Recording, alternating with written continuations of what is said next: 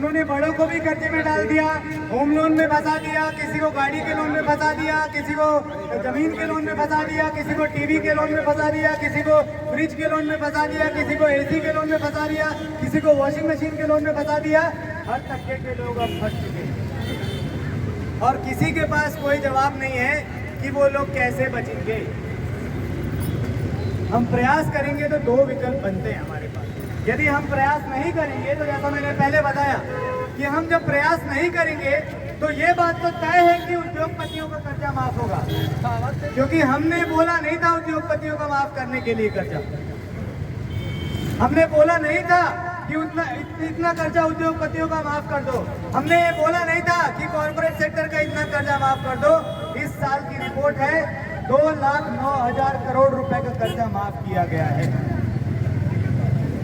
तो हम जब नहीं बोलेंगे तो ये बात तय है कि हमारा कर्जा माफ नहीं होगा, लेकिन उद्योगपतियों का कर्जा माफ होगा। इसलिए हमको बोलना पड़ेगा, एक एक व्यक्ति को बोलना पड़ेगा, प्रयास करना पड़ेगा। भारत देश के हर एक उस नागरिक को प्रयास करना पड़ेगा जो किसी भी तरह के कर्जे से परेशान है, किसी भी तरह के कर्ज के दलदल में फंसा हुआ है, अपना कर्जा नहीं चुका पा रहा है और वो नहीं चुका पाएगा।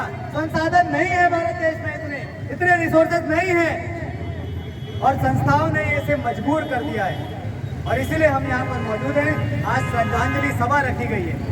ये श्रद्धांजलि सभा से उन जो पीड़ित आत्मा थी, जो खुद कभी आत्महत्या करना नहीं सोचे होंगे, खुद कभी ये नहीं सोचे होंगे कि हम सामूहिक रूप से आत्महत्या कर लेंगे, खुद कभी ये नहीं सोचे होंगे कि हमारा जो परिवार है वो तबाह हो जाएगा, खुद कभी ये नहीं सोचे होंगे कि हमारा घर बर्बाद हो जाएगा, खुद कभी ये नहीं सोचे होंगे कि हमारी जमीन चले जाएगी, खुद कभी ये नहीं सोचे होंगे कि हमारा ट्रैक्टर चला जाएगा, खेती किसानी चले जाएगी, सब चीज बर्बाद कर दिया जाएगा। ऐसे सभी लोगों ने जो आत्महत्या कर लिया, जो सरकार की नाकामी की वजह से जिन लोगों ने आत्महत्या कर लिया, ऐसे सभी लोगों को हम श्रद्धांजलि के लिए उपस्थित हुए हैं। हम सभी लोग यहाँ पर कैंडल जलाएंगे और आप सभी को एक चीज आपके लिए न्यूज़ भी है कि आप सभी को कर्ज मुक्त भारत अभियान छत्तीसगढ़ की तरफ से सभी को जनता के अधिकारों की कॉपी दी जाएगी।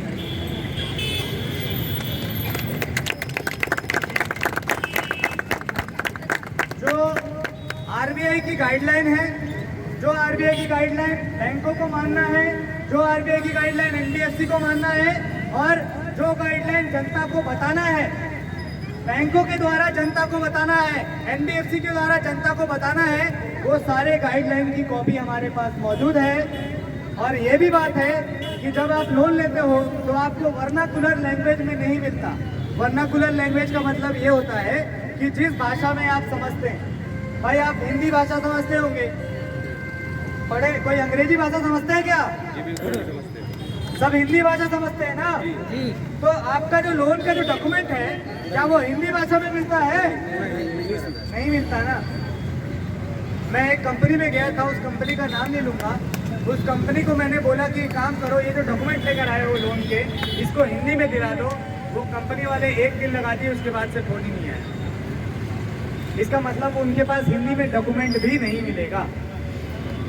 और हमने आप सभी के लिए, या तो उनको खुद नहीं आता हो, या तो, हाँ बिल्कुल सही बात बोले, या तो उनको खुद ही नहीं पता कि वो हिंदी का डॉक्यूमेंट क्या है, उनको खुद ही नहीं पता। यदि आप उससे पूछ लें, किसी भी, कोई भी, आप किसी भी बैंक से लोन लिए हो, किसी एनबीएफसी से लोन लिए हो, कहीं से भी आपने यदि कर्जा ले लिया है, तो जिस संस्था से आपने कर्जा लिया, जिसने आपको वो डॉक्यूमेंट तैयार करके दिया, उस डॉक्यूमेंट के बारे में यदि आप पूछ लेंगे तो कोई एक स्टाफ भी आपको ऐसा नहीं मिलेगा जो उस डॉक्यूमेंट की जानकारी आपको दे सके।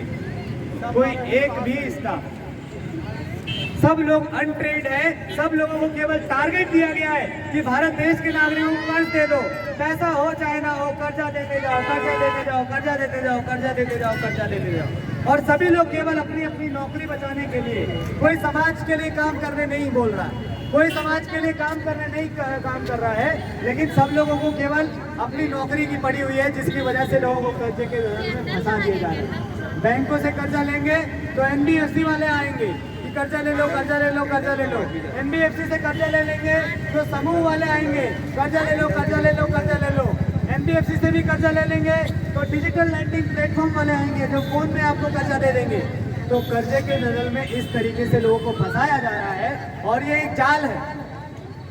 इस जाल में यदि कोई व्यक्ति फंस जाता है, मकड़े का जाल आपने देखा है ना, मकड़े के जाल में यदि कोई कीड़ा मकोड़ा फंस गया, मधुमक्खी फंस गई, मक्खी फंस गई या कोई फंस गया, तो वो जाल से जिस तरीके से बाहर नहीं निकल पाता है, उसी तरीके से कर्जे का जाल भी बनाया गया है। लोग नहीं निकल पाएंगे, संस्थाएं नहीं निकाल पाएगी, नेता नहीं निकाल पाएंगे, आम जनता को ही प्रयास करना पड़ेगा।